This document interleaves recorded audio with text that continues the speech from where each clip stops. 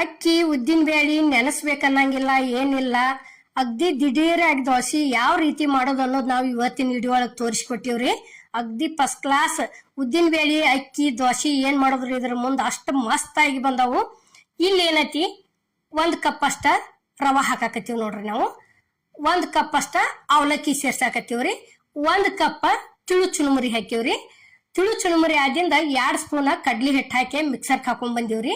ಇಲ್ಲಿ ಏನೈತಿ, 1 ಸ್ಪೂನ್ ಸಕ್ಕರೆ ಹಾಕಿವ್ರಿ, 1 ಚಿಟಿಕೆ ಅಷ್ಟ ಸೋಡಾ ಹಾಕಿವ್.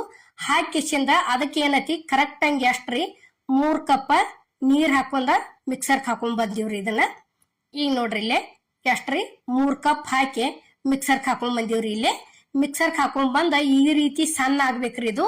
ಅಂದ್ರ ದೋಸೆ ಅಗ್ದಿ ಮಸ್ತ್ ಆಕವ್ರಿ.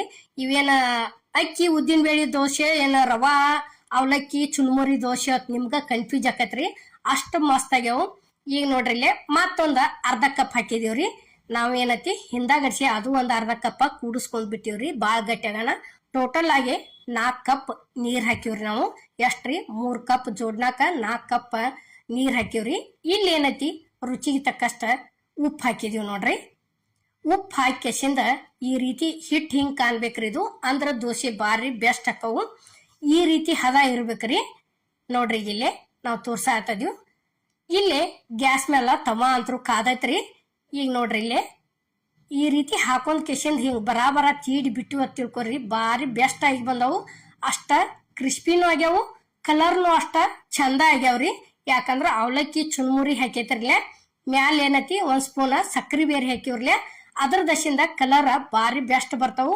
ಮತ್ ನೋಡ್ರಿ ಇಲ್ಲೇ ಯಾವ ರೀತಿ ತಿಳು ಆಗ್ಯಾವ ಅನ್ನೋದು ನಾವು ನಿಮಗ್ ತೋರ್ಸಾಕತ್ತೀವ್ರಿ. ಈ ಪೇಪರ್ ದೋಸೆ ಅತ್ತಾರ್ಲೆ ಸೇಮ್ ಅದ ರೀತಿನ ಆಗ್ಯಾವ್ರಿ ನೋಡ್ರಿ. ಈಗ ಒಂದಂತೂ ರೆಡಿ ಆತು. ಇಲ್ಲಿ ಇನ್ನೊಂದ್ ಮಾಡೋದ್ ತೋರ್ಸಾಕತ್ತೀವ್ ನೋಡ್ರಿ.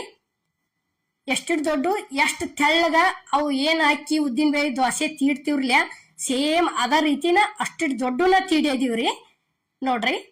ಇಷ್ಟ ಆದಿಂದ ಮ್ಯಾಲ ನೀವು ತುಪ್ಪ ಇದ್ರ ತುಪ್ಪ ಹಾಕೋಬಹುದು, ತುಪ್ಪ ಇಲ್ಪ ಅಂದ್ರೆ ಎಣ್ಣೆ ಹಾಕೋಬಹುದ್ರಿ.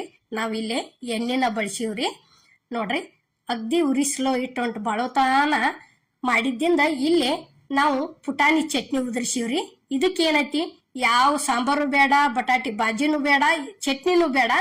ಈ ರೀತಿ ಕ್ರಿಸ್ಪಿ ಮಾಡ್ಕೊಂಡ್ ಹಂಗ ಕಡ್ಕೊಂಡು ತಿನ್ಬೋದ್ರಿ. 2 ತರ ತೋರ್ಸಿದೀವಿ ನಿಮಗ. ಇದೇ ತೋರ್ಸಿದೀವ್ರಲ್ಲ, ಅದಕ್ ಸಾಂಬಾರ ಬಟಾಟಿ ಚಟ್ನಿ ಬೇಕ್ರಿ.